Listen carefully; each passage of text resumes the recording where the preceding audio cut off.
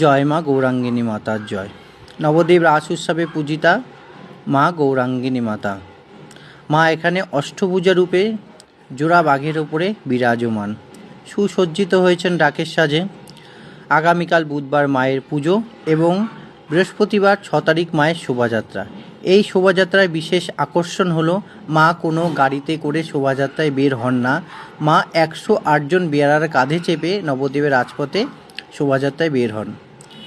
এই বিশেষত্ব দেখার জন্য দূর দূরান্ত থেকে অনেক ভক্তরা আসেন মায়ের শোভাযাত্রা দেখার জন্য। আর মায়ের ডান দিকে বিরাজ করছেন দেবী লক্ষ্মী এবং মায়ের বাম দিকে বিরাজ করছেন দেবী সরস্বতী। এটাই হলো মায়ের বিশেষত্ব। জয় মা রাজরানী, মা গৌরাঙ্গিনী মাতার জয়।